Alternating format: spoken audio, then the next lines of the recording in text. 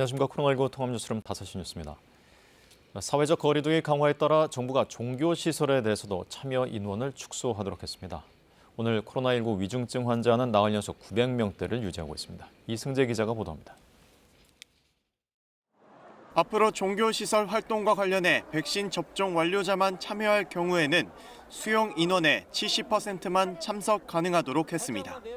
기존에는 접종 완료자와 PCR 음성 확인자 등으로 구성됐을 경우엔 100%를 허용했던 것보다 참여 인원을 줄인 겁니다. 미접종자와 접종자가 함께 참여할 경우에는 수용 인원의 50%였던 기존 지침을 30%로 축소했습니다. 이 경우 최대 299명까지만 참여할 수 있도록 했습니다. 종교 관련 소모임은 접종 완료자로만 구성할 경우 4명까지만 가능합니다. 종교시설 방역수칙 강화 방안은 거리두기 강화 조치와 동일하게 내일부터 내년 1월 2일까지 16일간 시행됩니다. 김부겸 국무총리는 오늘 정부 합동 브리핑에서 사회적 거리두기 강화로 국민들께 다시 고통을 강요하게 돼서 대단히 죄송하다고 밝혔습니다. 일상 회복을 멈추기로 한 것은 국민의 생명과 안전을 지키기 위한 불가피한 선택이라고 양해를 구했습니다. 한편 오늘 발표된 코로나19 위중증 환자는 971명입니다. 국내 위중증 환자는 지난 14일 906명을 기록한 뒤 나흘 연속 900명대를 기록하고 있습니다. 사망자는 하루 사이 73명이 늘어 치명률은 0.83%입니다. 신규 확진자는 7,435명입니다. 지역별로 보면 수도권이 전체 국내 발생의 약 75%를 차지했습니다. 오미크론 변이 감염은 3명이 추가돼 모두 151명으로 늘어났습니다. KBS 뉴스 이승재입니다.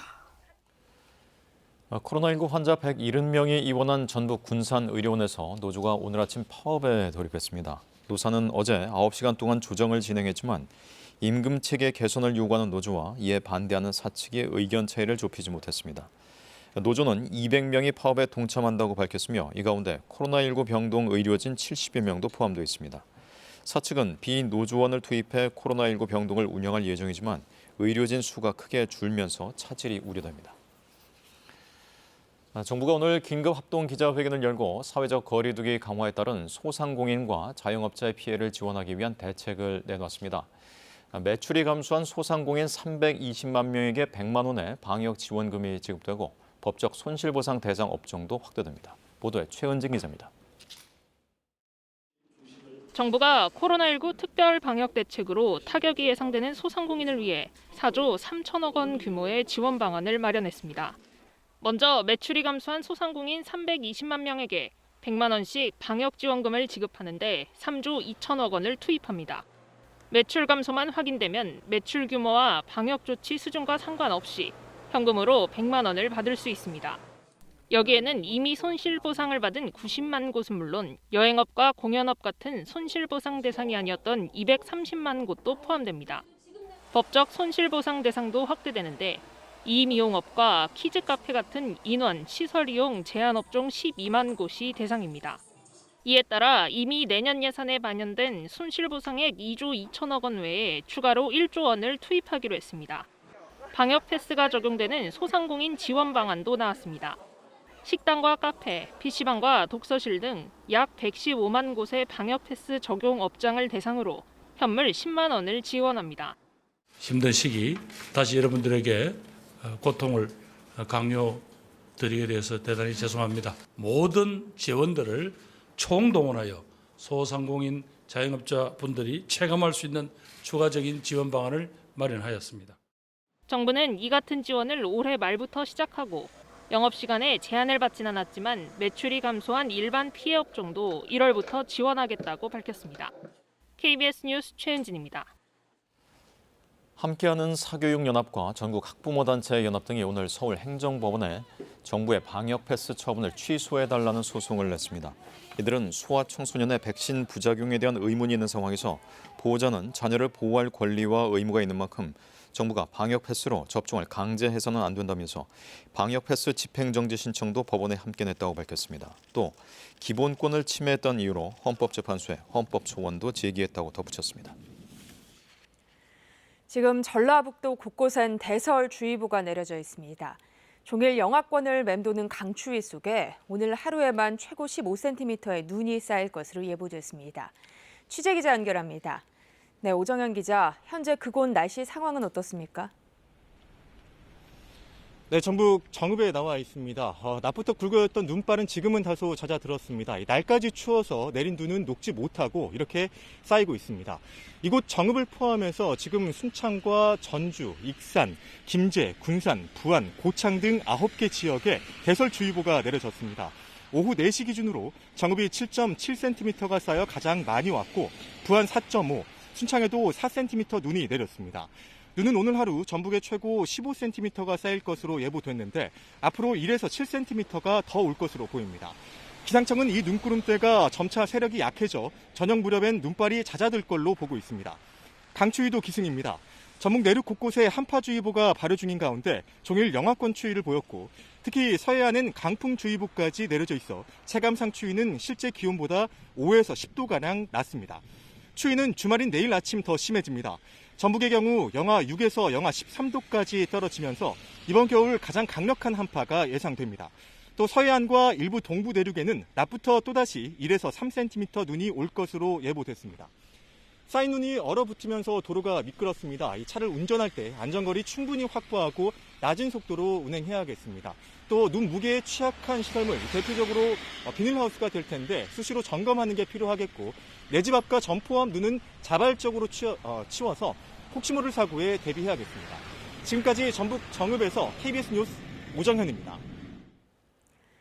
제주에서 지난 14일 규모 4.9의 지진이 발생한 이후 오늘도 규모 3.2의 여진이 이어졌습니다.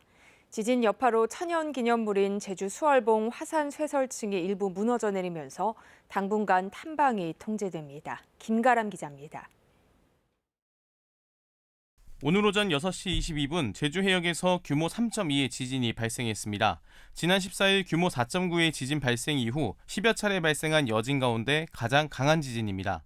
지진의 진앙은 제주 서귀포시 서남서쪽 38km 떨어진 해역으로 진원의 깊이는 18km로 분석됐습니다. 이번 지진으로 인해 제주 지역에는 진도 3의 흔들림이 전달됐습니다. 진도 3은 실내와 특히 고층 건물에서는 진동이 느껴지고 정지한 차가 약간 흔들리는 정도입니다.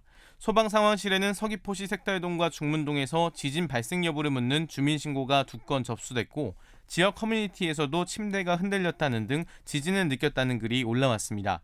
이번 지진을 포함해 지난 14일 이후 제주에는 18건의 여진이 발생했지만 큰 피해는 없는 가운데 제주도는 추가 여진 발생에 대비해 비상 1단계 근무에 돌입했습니다.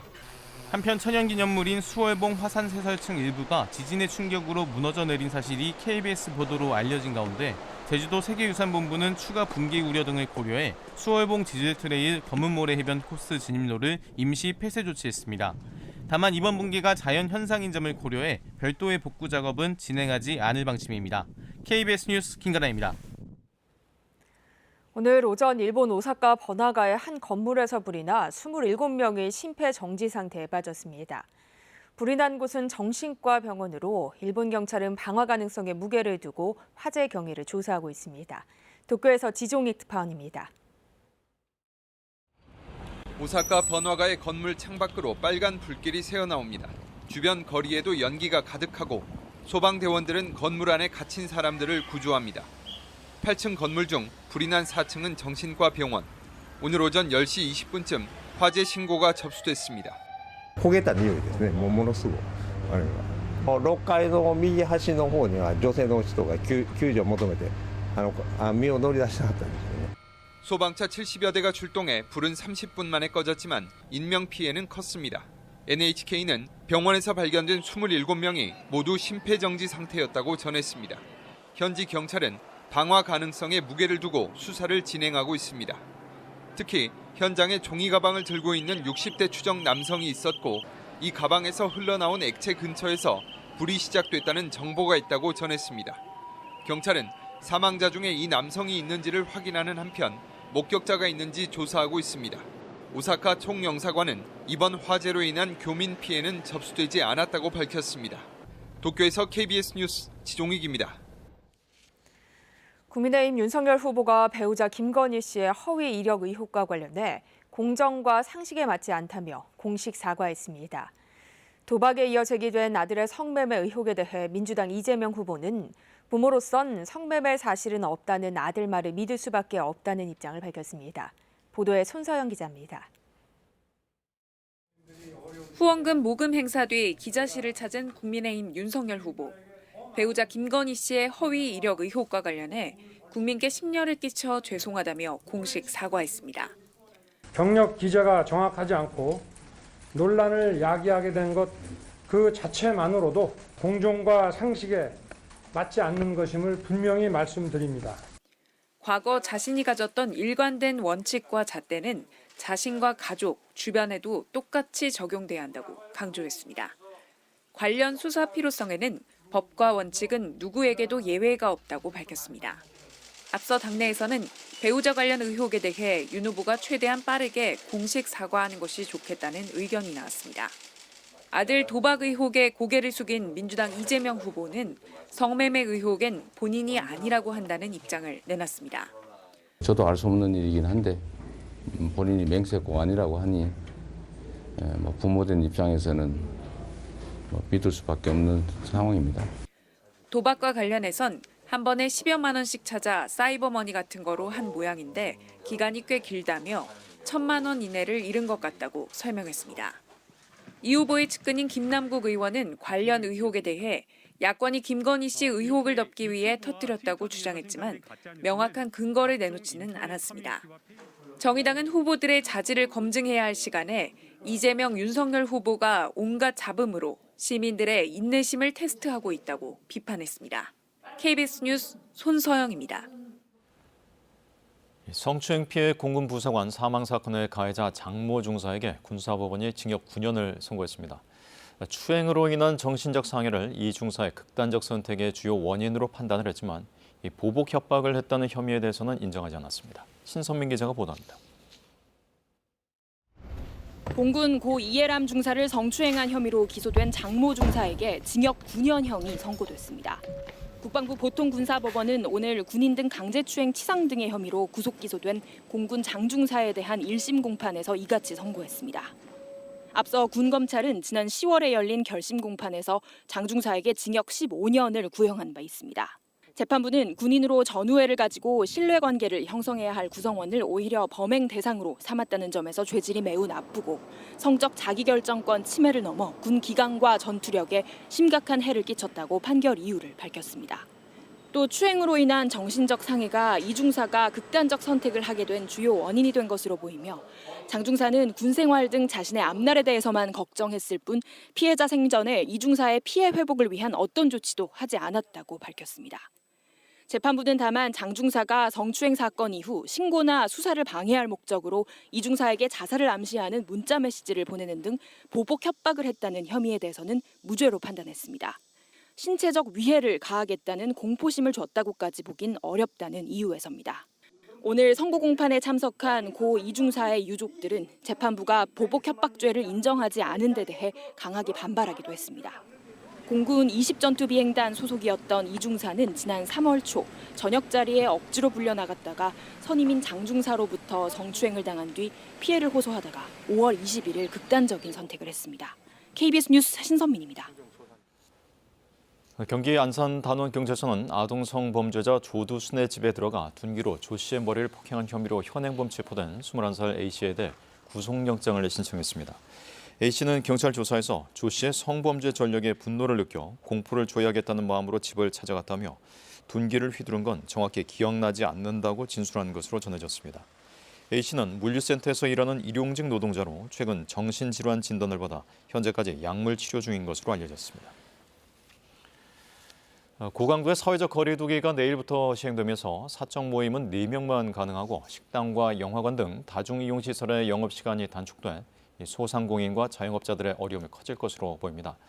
달라진 방역 수칙의 자세한 내용을 정지주 기자가 정리했습니다.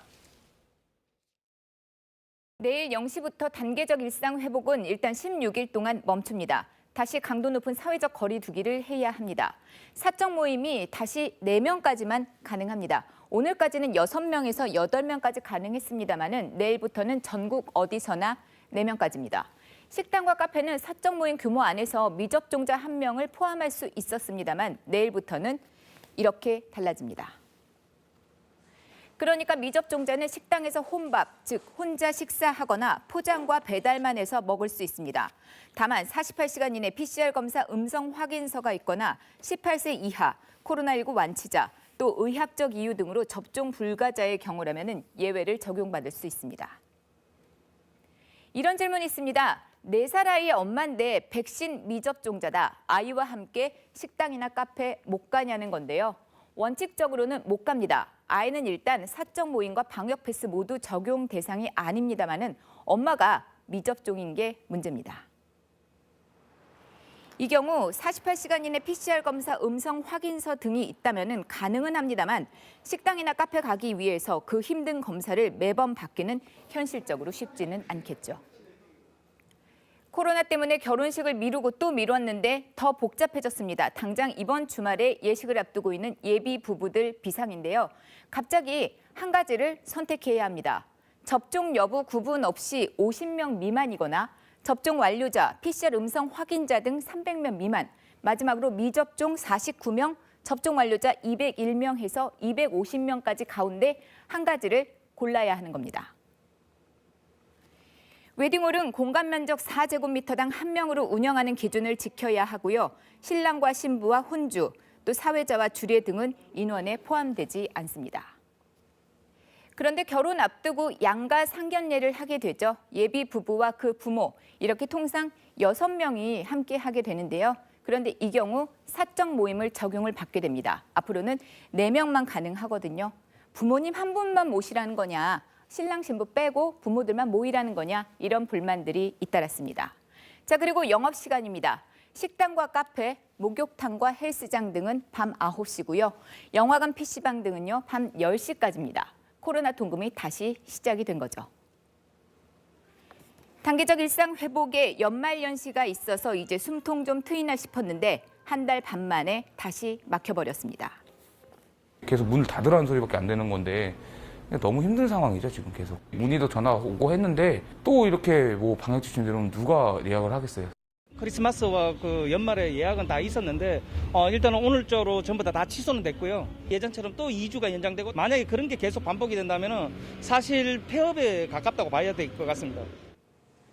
정부가 방역 지원금을 신설하고 손실 보상금도 가급적 빨리 지원하겠다고 밝혔지만 자영업자들 큰 도움이 안 될 것 같다는 반응입니다.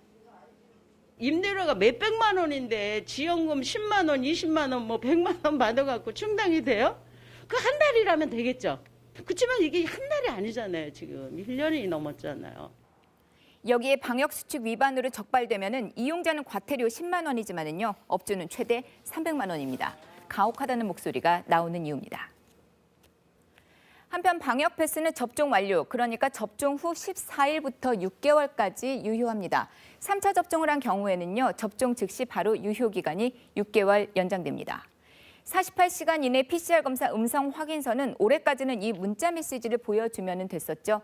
내년 1월부터는 예방접종 증명하는 쿠브 앱과 질병청 누리집에서 발급하는 종이 확인서만으로 운영이 됩니다. KBS 뉴스 정지주입니다. 영국에서 오미크론이 빠르게 확산하며 하루 신규 확진자가 최대 기록을 경신했습니다. 코로나19 확산세로 인해 영국 프리미어리그 토트넘과 레스터의 경기도 공식 취소됐습니다. 임민지 기자입니다. 영국 정부는 현지 시각 16일 기준 영국의 코로나19 신규 확진자가 88,376명이라고 밝혔습니다. 이는 역대 최대 기록으로 전날 78,610명보다 약 10,000명 많습니다. 이로써 영국의 누적 확진자는 약 1,110만 명이고 오미크론 변이 감염은 11,708건으로 늘었습니다. 전문가들은 확인되지 않은 오미크론 감염자가 훨씬 많을 것으로 추정했고 영국은 오미크론 확산에 대응하기 위해 추가 접종을 서두르고 있습니다. A third dose is 70% effective at preventing symptomatic infection, and we expect the booster to take effect more quickly than the second dose. 영국 보건안전청의 호킨스 박사는 오미크론의 감염 재생산 지수가 3에서 5 사이라고 말했습니다. 이는 한 명이 3명에서 5명에게 전파할 수 있다는 겁니다. 홉킨스 박사는 또 현재 오미크론 변이 입원 환자 수가 불충분해 오미크론 변이에 관한 믿을 만한 데이터는 일러야 다음 달 초에 나올 것 같다고 말했습니다. 코로나19 확산으로 인해 영국 프리미어리그 토트넘과 레스터의 경기도 현지 시각 16일 공식 취소됐습니다. 앞서 토트넘은 선수단과 코칭 스태프 집단 감염으로 인해 유로파 콘퍼런스 리그 랜전과 브라이턴전, 그리고 레스터전 등을 취소한 바 있습니다. KBS 뉴스 임민지입니다. 미국도 코로나19 재확산세에 대학이 문을 닫고 공연과 스포츠 경기가 취소되는 등 일단 멈춤 단계에 접어들고 있는데요. 하지만 미 보건당국은 대규모 봉쇄 조치보다 백신 접종 확대에 주력하는 모습입니다. 워싱턴에서 김기현 특파원입니다. 미국 북동부 코넬 대학교가 기말고사를 온라인으로 전환하는 동시에 도서관을 폐쇄하고 연말 모든 공식 행사를 취소하기로 했습니다. 지난 한 주 1000여 명의 코로나19 확진자가 나오면서 직전보다 20배 이상 폭증한 데 따른 비상조치입니다. 상당수 사례가 오미크론 변이와 연관됐을 거란 관측이 나오는 가운데 뉴욕대와 프린스턴 등 다른 대학들도 비슷한 조치에 나섰습니다. 뉴욕에선 출연진 확진으로 인해 주요 뮤지컬과 연극 공연 취소가 잇따랐고 구글과 애플 등 주요 기업들은 재택 근무 기간을 연장했습니다. 스포츠 분야 역시 선수 감염이 속출한 미국 프로농구 NBA가 일부 경기를 미룬 데 이어 미식 축구 리그 NFL 역시 추가 방역 대책 논의에 들어갔습니다. I think it calls for modifications to our protocols in general, and we're working with the Players Association on that. 지난달 말까지 8만여 명 수준이었던 미국 전역의 하루 평균 확진자 수가 12만 명 수준으로 급증한 데다 오미크론 변이까지 빠르게 확산되는 데 따른 조치입니다. 실제 질병통제예방센터 CDC는 미국 내 기초자치단체인 카운티 가운데 78%가 넘는 곳에서 높은 수준의 지역사회 전파가 이루어지고 있다고 분석했습니다. It is the most transmissible virus of COVID that we had to deal with thus far. It has a doubling time of about 3 days. 백악관 역시 연말 주요 방문객 초청 행사를 대폭 축소했습니다. 미 보건당국은 다만 코로나19 확산 초기에 시행했던 대규모 봉쇄 조치 대신 백신 접종 확대를 통한 중증과 사망 비율 최소화에 주력하는 모습입니다. 워싱턴에서 KBS 뉴스 김기현입니다. 오늘 오전 7시쯤 제주시 에어르 평화로 인근에서 전도된 화물차를 인양하던 30대 이동식 크레인 작업자가 숨졌습니다. 제주 서부경찰서는 작업자 김모 씨가 옆으로 넘어진 화물차를 끌어올리는 크레인 작업을 돕다가 화물차가 일부 내려앉으며 사고를 당한 것으로 조사됐다고 밝혔습니다. 현장엔 크레인 운전자와 김 씨를 포함해 작업자 2명이 있었던 것으로 파악됐습니다. 경찰은 크레인 운전자를 업무상 과실치사 혐의로 조사하고 있습니다. 이어서 오늘의 주식 시황을 KB증권에서 전해드립니다.